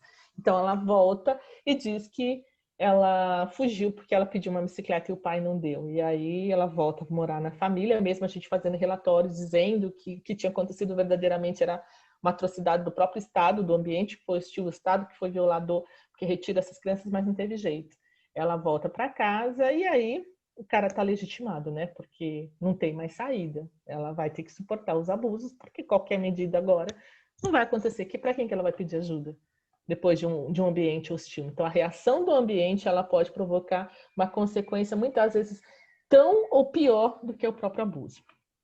Aí as outras questões, delinquência e prostituição, né? Que a gente vai pegar também aí como um efeito social da violência sexual. Acho que já só deve ter mais um. Passa para mim, por favor. Aí, a longo prazo, fobias, pânicos, personalidade antissocial, depressão com ideias suicidas, tentativa ou suicídio, cronificação dos sentimentos de estigmatização, né? Eu não valho nada, eu sou um objeto, eu sou uma vagabunda. Então, este lugar que muitas vezes foi dito para essa criança durante os abusos, isolamento, né? Não quer estar com ninguém, não consegue socializar, ansiedade, tensão e dificuldades alimentares, dificuldade de relacionamento com pessoas do sexo do agressor, amigos, pais, filhos, companheiros, se não consegue se relacionar com o sexo oposto, reedição da violência e revitimização, né? O que é a reedição da violência? Eu posso ser o agente violador e desenvolver a mesma violência, editá-la, mas através da minha história, né? Que é o que chamam de vitimizador. De vítima, eu passo a ser o vitimizador. Em um momento da minha vida, eu sofri. Em outro momento, eu aplico. Ou a própria revitimização, né? Ele sofrer outras violências ao longo da sua trajetória de vida. Distúrbios sexuais, drogadição e alcoolismo. A gente só separa o alcoolismo da drogadição, porque é a mesma coisa, álcool e droga também, mas só para fazer essa diferença bem pontual. Bom, pode passar. Aí, para a gente pensar diante de tudo isso que a gente trouxe aqui, ficam algumas provocações para o nosso debate, né? A gente tem agora todas essas questões que perpassam pela violência doméstica contra crianças e adolescentes, e a gente tem o ficar em casa para se proteger da doença. E aí você fala, então, ficar em casa para se proteger da doença versus correr os riscos da VDCA. O que sobra? Qual é o caminho? O que é para ser feito? Vamos pensar isso no nosso debate. Pode passar, que tem mais uma provocação aqui. Como equacionar isso? Entre ficar em casa e se proteger. Se a violência doméstica acontece dentro do ambiente doméstico e o conselho agora é fique em casa, como que a gente equaciona isso? Qual a nossa responsabilidade como sociedade civil, antes de sermos profissionais, né? Qual o papel de cada serviço? E qual é o nosso papel profissional? Acho que tem algumas provocações aqui para a gente pensar aí no aquecimento de um debate. E eu encerro por aqui e aberta aí para a nossa continuidade das discussões. Está aqui meu e-mail, se alguém precisar contatar, enfim. Está aqui, elopaulina@hotmail.com. E agora acho que a gente vai para o debate. Obrigada. Obrigada a você, Sandra. Se alguém tiver alguma pergunta, alguma colocação, fiquem à vontade. E aí? Não, voltei. Pensei que tinha caído. Estou aqui. Eu estou aqui também, que às vezes eu caio do nada. A Eliana, pode ir. Gostaria que você falasse mais do Pacto do Silêncio. A gente fala muito dentro das relações da VDCA, da violência doméstica, nesse chamado Pacto do Silêncio. O que é o Pacto do Silêncio? Eu vou pegar Eu pego sempre as famílias em que não acontece uma violência nessa intensidade para a gente não achar que o problema está lá na casa do outro, né? Na nossa família, a gente conta tudo que acontece na nossa casa? A gente conta lá fora? A gente não conta, né? Conta uma coisa bacana, a gente até coloca lá uma foto no Facebook e tal. Mas coisas que não são muito bacanas, a gente não vai botar na foto no Facebook. A gente nem quer contar, às vezes conta para o máximo para o seu melhor amigo, fala, aconteceu outra coisa, porque a gente se fecha. Nas famílias em que acontece violência doméstica, também se fecham para se proteger. Então, por que eu sempre trago para a gente? Porque senão a gente fala assim, nossa, como essas famílias são horríveis, eles não querem contar. Você conta o que aconteceu de ruim na sua família? Você não conta. Por que a gente acha que as outras famílias precisam contar? A gente vai ter que fazer um trabalho, inclusive, de sensibilizar essas famílias para a gente romper esse pacto do silêncio, porque as famílias, elas temem que elas sejam aniquiladas. E muitas vezes, os profissionais, eles não entram para melhorar as famílias, entram para detonar mesmo. Se o profissional entende que a criança tem que odiar o pai que abusa sexualmente dela, e se ela demonstra qualquer carinho por esse pai, ele fica com raiva da criança. Ele fala, como assim? Ela tem que odiar esse pai? Então ela gostou deste pai, ela gosta deste pai, ela não gosta do abuso. Ou às vezes até gosta do abuso porque ela não entende que é abuso. Os pequenininhos, o que eu já atendi de pequenos, falaram para mim assim, o tio brincava de cócegas comigo. E aí quando eu perguntava, e como é que era essa cócega? Era gostoso. Ela gostava do abuso ou das cócegas? O tio sabia que era abuso sexual. A menina achava que era cócegas. Então, se o profissional não tem um tato, ele vai falar assim, que menina sem vergonha, ela gostava do abuso. Não. Burrice sua que não consegue fazer a diferença, inclusive do que ela disse. Ela disse que gostava das cócegas. O adulto abusou, para ela foi cócegas. Então, esse pacto do silêncio, ele está presente nas famílias em que acontece violência, mas também está presente na nossa família. Eu gosto de aproximar, porque se a gente não aproxima, a gente não consegue entender. A gente coloca essas famílias em que acontece violência como famílias monstros.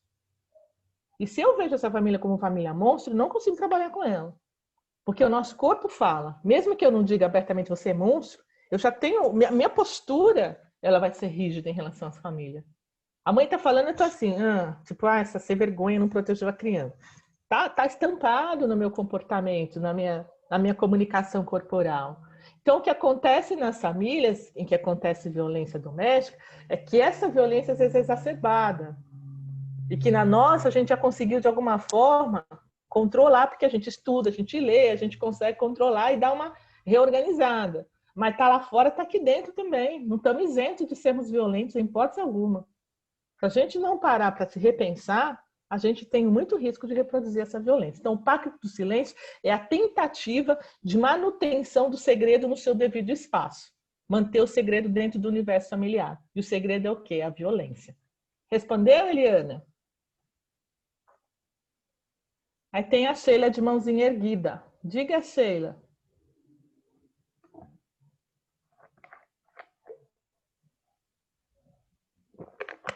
Sheila? Será que é legal a mão sem querer, gente? Tem uma mãozinha erguida aqui da Sheila. Oi, gente. Aqui meu microfone estava desativado. Desculpa.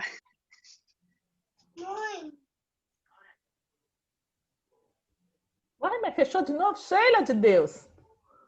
Você tá com a mão erguida. Você quer perguntar? Sheila? Oi. Você Tá quer me fazer alguma ouvindo? pergunta? Sim. Você vai fazer pergunta? Não, é porque meu áudio estava desativado, não estava conseguindo ouvir você. Agora que eu consegui Você ligar tá o com a áudio. mãozinha erguida. Então, tenta baixar a mãozinha aqui. Deixa eu ver. Eu não consigo, mas então eu sei que você não quer falar. Vamos lá, gente, vamos trocar ideias. Eu fiz provocações para vocês no final. Se vocês não tiverem dúvida, pelo menos provocação vocês têm. Vocês não podem sair com esse desaforo.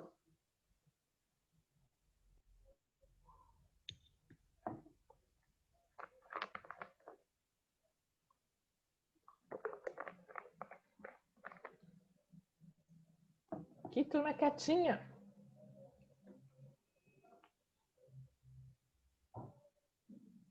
Nenhuma dúvida? Nenhuma questão?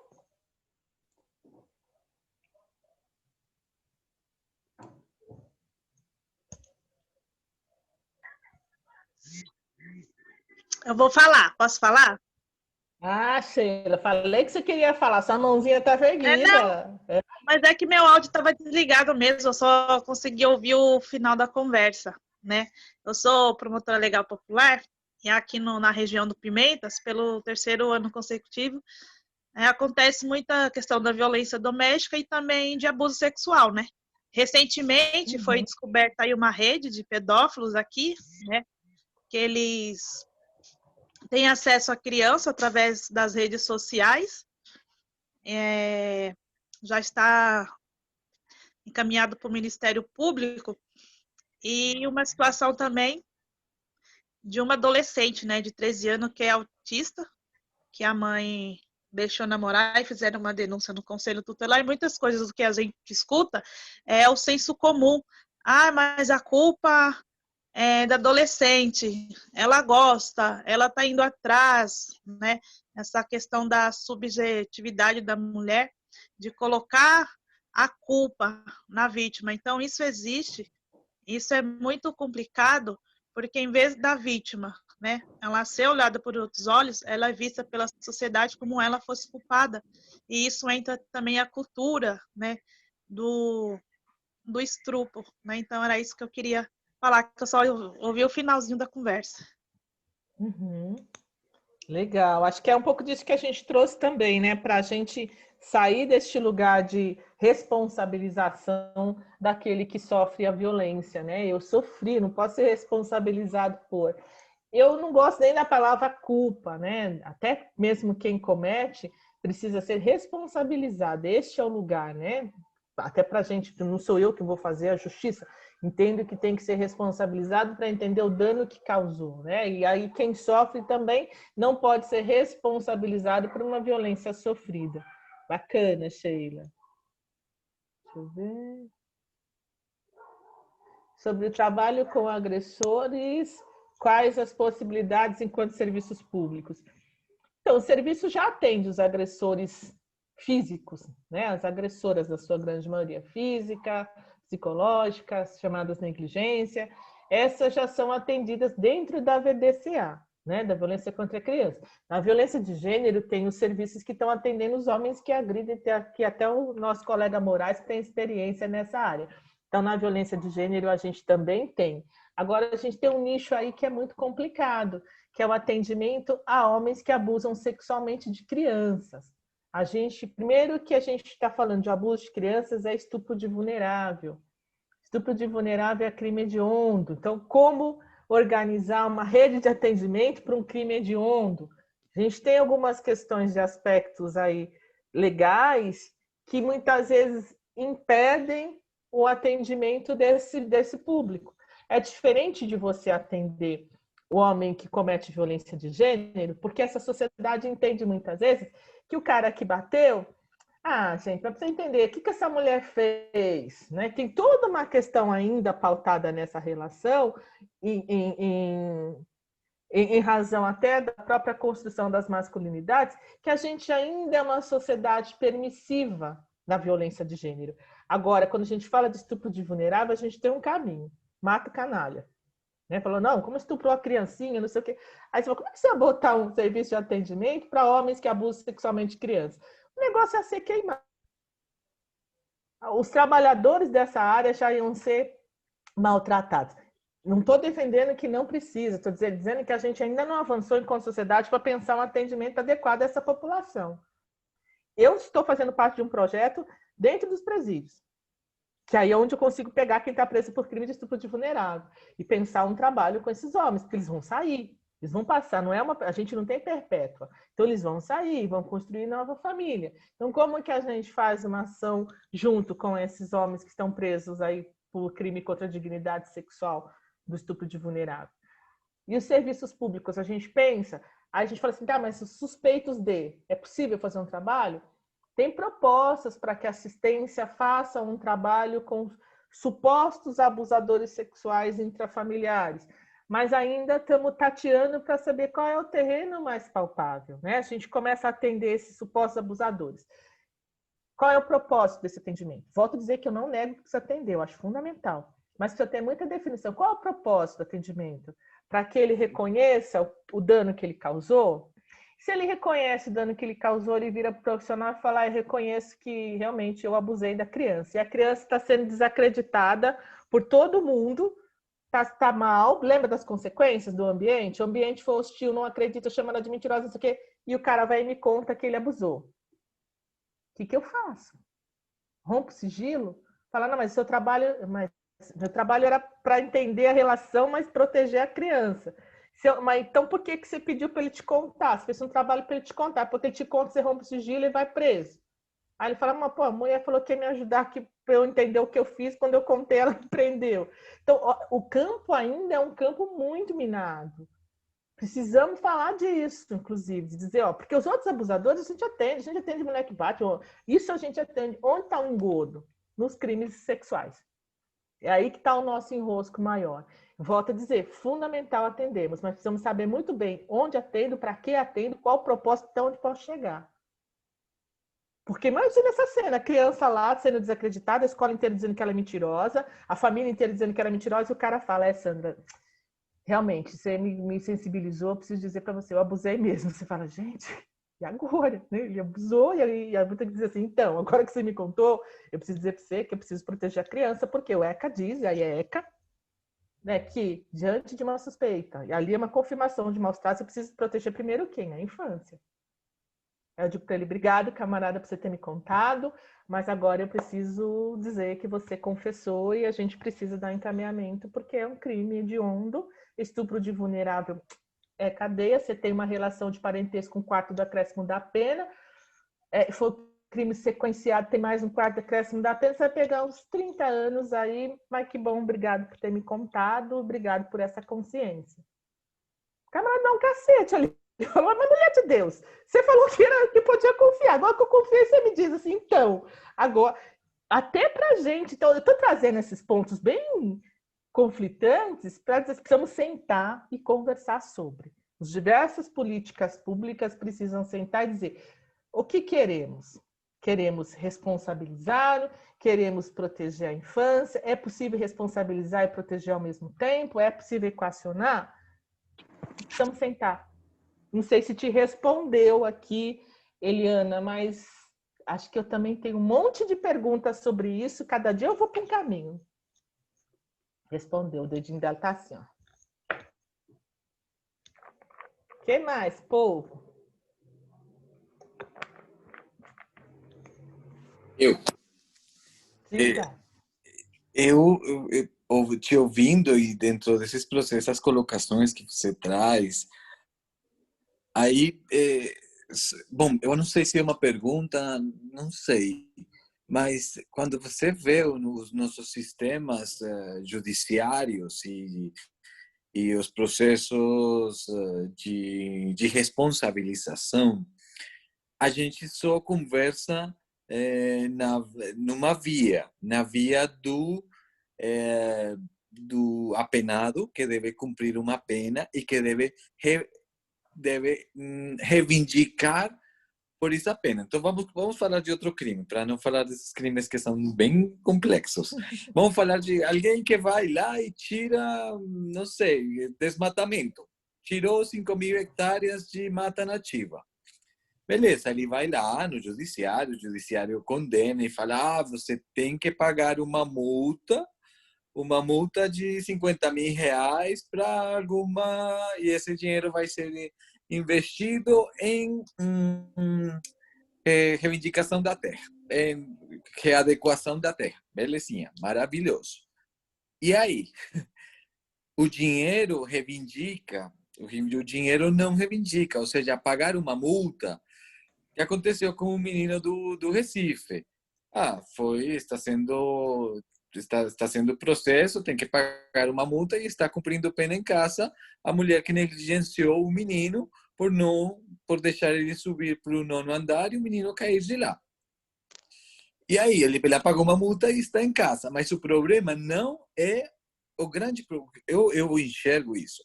O grande problema que nós temos com os processos judiciários é que a gente não reivindica a vítima. a gente só reivindica o Estado. O Estado sempre se coloca como vítima e recebe a reivindicação do criminoso, entre aspas, não sei como se usa o termo, recebe uma reivindicação de multa, vai ter que pagar uma multa e vai responder em casa. Beleza, e essa multa porque não vai para a mãe do menino que está sofrendo e que não tem, que continua sendo a mesma faxineira de sempre, que está ferrada porque não tem dinheiro para trabalhar, que ficou sem trabalho, que mora lá na comunidade. Não, o dinheiro entra nos cofres do judiciário. Eu não estou falando que isso seja errado, mas eu acho que a gente precisa entrar numa discussão quando a gente fala de violência e quando a gente fala da miséria como violência. Eu acho que a miséria é a mãe das violências, é a origem das violências, ou seja, é violência que gera violência. Então, quando você se coloca numa situação de um vitimário, o vitimário também foi violentado. Eu não estou justificando, mas o que eu estou falando é que a gente precisa reivindicar as vítimas. E quando você faz o processo de reivindicação de vítimas, você também consegue reconhecer o vitimário como uma vítima de um sistema injusto e de um sistema negligente. E aí você pelo menos consegue conversar, porque é um tema de reivindicação. Como vai reivindicar um abusador, um menino de 5 ou 6 anos que foi abusado, antes de de construir sua estrutura pessoal, vai reivindicar com quanto? 50 mil reais? E para que vai fazer esses 50 mil reais? Para pagar os remédios depois de um síndrome bem ferrado, porque o menino nem conseguiu criar a sua própria estrutura pessoal. Então, qual é a reivindicação? Porque não é só isso, não é só pagar multa e vai responder o processo em casa. Não é questão de cadeia ou não, é questão de reivindicação de direitos, reivindicação da vítima. Eu fico com muita pena que são um montão de processos, um montão de condenas, mas as vítimas continuam sendo vítimas. E as vítimas não tiveram não receberam o pagamento da terapia para conseguir sair do trauma, entendeu? Para pelo menos conversar. Então, eu acho que quando a gente conversa de violência, a gente tem que ir um pouco à frente e falar também de como está sendo judicializada a violência e se de verdade estamos reivindicando as vítimas. Porque as vítimas continuarão sendo vítimas, vão morrer sendo vítimas e vão eternalizar o processo, porque vão virar de vítimas, vão passar a vitimários, porque a gente está repetindo coisas que está reproduzindo o que você recebeu. É isso. Desculpa que não foi uma pergunta. Não, imagina. Acho que esse espaço é para a gente falar e pensar mesmo o quanto é complexo isso tudo, né? O quanto a gente define lados e define lados às vezes cegamente, né? Fala, ó, tem que ser assim e ponto, e não olha para outras possibilidades. Isso que você traz, né, de reivindicar a vítima, o quanto a gente também às vezes impõe para que as pessoas assumam um único lugar, né? Essa questão se a criança não chora, não está sofrendo, não foi abusada. Se a mãe não entende o que aconteceu, a mãe é conivente. A gente o tempo todo vai apontando o dedo para culpados e a gente não procura entender o que acontece com essas pessoas, de onde vem tudo isso, como é que isso interfere. E eu concordo muito com você, não é para desculpar, para dizer, não, tudo bem, então. Não, mas é para a gente, inclusive, entender a lógica dessa formação, desse pensamento. Não vou dizer, não, tudo bem, você foi abusado, então agora você abusou. Então, alguém não foi reparado lá atrás, acho que é isso que você traz. Eu não fui reparado lá atrás, agora eu estou fazendo. Só que agora eu preciso responsabilizá-lo, alguém que foi invisibilizado durante sua vida inteira, agora ele vai ser responsabilizado porque ele também atuou. E você fica assim, ele precisa assumir o que fez.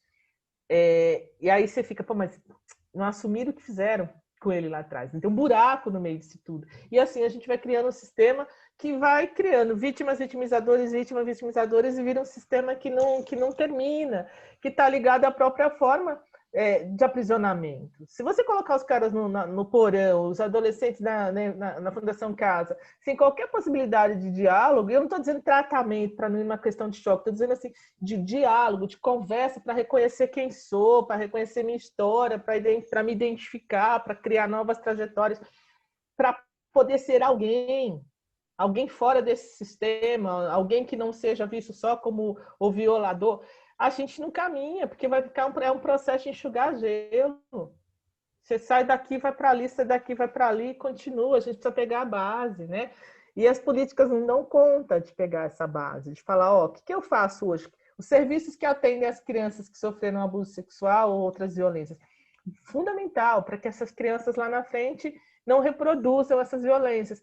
Mas a gente tem uma limitação nesse serviço, que você vai atender, quando vai atender, se atender abusadores, é muito pequeno. Porque também tem essa coisa, o que eu faço com tudo isso? Né? Como é que a gente lida com esse lugar? Então, enquanto sociedade, a gente ainda está tateando aí para poder discutir dessas violências e a gente não se aproxima para a discussão da violência estrutural, que é a base de todas as violências. As pessoas são violadas todos os dias. Pegar ônibus cheio não pode ser visto como uma coisa... não, isso é violento.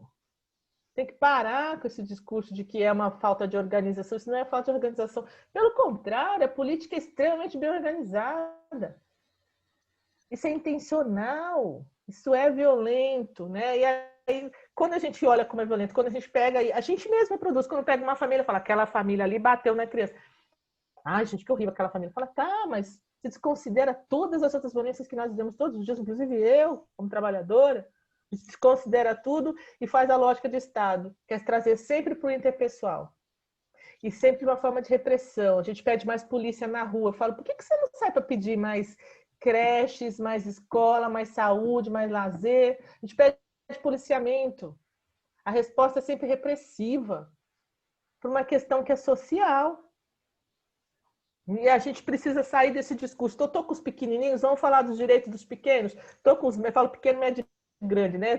Primeira infância, está aqui no segundo, está na adolescência. Vamos conversar com eles sobre direitos sociais, vamos ocupar esses espaços, nossas organizações podem fazer isso, vamos trabalhar com a consciência. Marx fala, se a consciência é construída historicamente, ela pode ser reconstruída na história também. Esse é o nosso papel social, reconstrução de consciência. Dizer, ó, vamos reivindicar, as pessoas precisam parar de achar que é normal andar numa rua escura, porque não tem energia elétrica, aí quando ela é estuprada, vai lá o repórter e fala, mais um estuprador aqui. Você fala, e a rua escura? Ela andou 30 minutos para chegar até um ponto de ônibus numa rua escura. Ninguém discute essa violência estrutural. Vai discutir o estuprador porque é mais fácil você culpabilizar os sujeitos e sempre isentar as estruturas. A gente precisa começar a quebrar esse discurso. Quando fala, gente, mas vamos problematizar. Está lá assistindo com a vizinha, fala, gente, uma vizinha, tem uma coisa esquisita nessa história. Ela foi estuprada, mas na rua não tinha luz. Não ter luz é violência.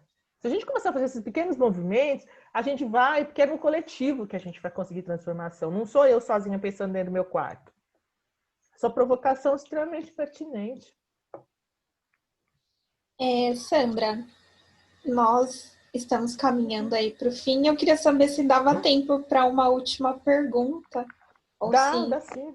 Dá? Eu queria pegar um gancho aí com o nosso serviço, né? Quando você fala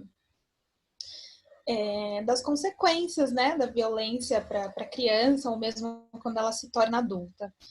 E aí eu estava pensando sobre o nosso serviço, que não deixa de ser uma institucionalização, são as crianças que passam por um acolhimento e ao invés de estarem no SAICA, estão em uma família, né? E a gente sempre pensa numa perspectiva de que estar em uma outra família possa contribuir para que ela se desenvolva melhor, enfim. Você acha que dentro de uma perspectiva de uma criança que tenha sofrido algum tipo de violência, o fato de estar em uma outra família pode contribuir de uma forma positiva ou não? O que você acha? Você só faz pergunta difícil, hein, Jéssica? Amanheceu para fazer pergunta difícil. Mas vamos lá. A questão não é tão simples, né, Camila? Porque eu preciso pensar em todo o processo que levou essa criança a essa família. Volta de novo numa questão, né? Tem retiradas e retiradas. Tem retiradas que são legítimas e tem retiradas que são verdadeiras violências, né? Então, o que para a criança, às vezes, é mais sofrida é a retirada da própria família. Tem crianças que, de fato, ser retirada da sua família de origem é uma forma extremamente protetiva e para essa criança há um ganho. E tem outras que você fala, mas por que tirou? Faltou, o Estado faltou antes aqui. E aí tirar essa... Então veja que às vezes a violência está inclusive nesse afastamento. E que, vamos ser muito francos, que tem vários afastamentos que a gente sabe que não eram necessários. Que faltou o Estado. Que a gente volta a ferir o artigo 23 do ECA, que a gente vai para a situação irregular lá do Código de 79, do Código de Menores, que diz que o Estado pode retirar as crianças diante de uma situação irregular. E qual era a situação irregular? Miséria, ausência de condições materiais. E o ECA, artigo 23, diz que nenhuma criança pode ser retirada da sua família por essas condições. Só que hoje a gente está vivendo muita a situação irregular, que eu falo, gente, a gente está vivendo o Código de 79, tirando crianças de família dentro da perspectiva de que a família não pode cuidar, quando, na verdade, na doutrina de proteção integral, todas as políticas integradas deveriam possibilitar que essa família tivesse com a criança. Então, quando eu digo que essa pergunta é difícil em que sentido? Por conta dessa incoerência inicial que a gente tem, que muitas vezes retiramos crianças sem a menor necessidade, porque a família é considerada negligente ou incapaz, que você fala, mas você deu capacidade para essa família? Enquanto função de Estado? Porque senão a criança vai ser penalizada. E colocá-la em outra família, e muitas vezes ela está resistente nessa outra família, não quer, chora, briga, bate em todo mundo, não sei o quê. Aí, olha o risco. Aí ela fala assim, gente, essa criança é um verdadeiro monstro. Porque ela teve a possibilidade de ganhar uma familhinha nova, bonitinha, com papai, mamãe, casinha bonita, e quer voltar para morar lá na miséria. Aí tem aqueles discursos profissionais que a gente ainda ouve. Às vezes fala assim, mas criança nasceu para ser pobre, nasceu para ser essa merda mesmo, né? Porque tem a possibilidade e não quer. E você fala assim, opa, ela quer o afeto daquela família. Ela só queria que aquela família tivesse condições de cuidar dela, a família inicial dela, que é o princípio fundamental do ECA. Que toda criança tem direito à convivência familiar e comunitária. Só que a gente não prioriza a convivência familiar, muitas vezes, em detrimento de a gente tira essa criança, coloca em outra família, ela não vai se adaptar. Aí você fala, pô, mas a criança sofria maus tratos, ela quer, aquela família, ela quer. Agora precisa entender essa lógica. Então, olha que dificuldade que às vezes é colocada. E a maior parte está nessas atrocidades. As crianças que realmente precisam deste acolhimento, talvez tenham alguma dificuldade, talvez tenham. Precisa sempre de um serviço de apoio, então o sistema integral, né? A gente precisa de todo o sistema de garantia para dar uma reforçada para que essas crianças entendam sua nova condição e trabalhe com essas famílias também para que elas entendam que criança é essa. Que elas saíram de uma família que era família, e sem esses julgamentos morais. Ah, mas a família era uma família ruim. É ruim para você. Para ela era uma família conhecida. Foi ali que ela desenvolveu sua subjetividade. Dizer dessa família é violentá-la também. Dizer o quanto essa família era inadequada é violentar essa criança todos os dias. Então, é também entender, então precisa de toda a rede, porque não adianta colocar uma criança e falar agora ela vai viver feliz para sempre. E essa família, ela precisa de um suporte para que entenda que criança é essa, um tempo para a gente reconhecer a criança na sua necessidade. E também para a gente defender muitas vezes que essa criança deveria estar na sua família. Acho que as instituições também precisam se posicionar nos seus relatórios e bater de frente sim, dizer assim, ó, foi equívoco. Essa criança não podia ser retirada, tá? A ausência do Estado e não da família. Porque muitas vezes a gente também fala assim, ah, mas já tirou, né? Fazer o quê? Fazer o quê? O quê? Cadê meu papel de defesa? Tem que voltar mesmo. É isso mesmo. Então, é difícil esse lugar, assim. Eu acho que são mínimas as famílias que realmente não reúnem condição nenhuma de cuidar dessas crianças. A grande maioria falta condições objetivas, falta materialidade. E dentro de uma doutrina de proteção integral, deveria ter todas as políticas integradas. A habitação é uma política que a gente nem fala mais, gente.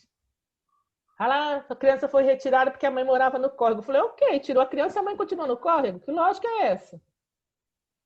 Qual é a lógica de, porque tinha rato, então tirou a criança que tinha rato. Ah, então o rato pode comer a mãe, porque a criança não pode comer, não, mas a mãe pode comer. Então, qual é a lógica disso? A gente está voltando para a situação irregular e não cumprindo o artigo 23 do ECA. Então, não sei se te respondeu, Camila, porque essa questão ela é mais do que pensar relação família, é pensar relação família, Estado e sociedade. E foi mais no sentido da gente refletir, da gente pensar junto mesmo. Mas obrigada pelas suas colocações. É sempre muito, muito bom te ouvir, Sandra. Obrigada por estar com a gente. Imagina.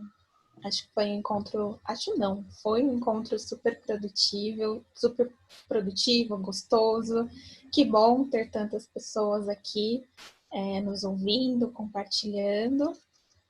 E acho que a gente pode ir caminhando para o final. Você quer falar mais alguma coisa, Sandra?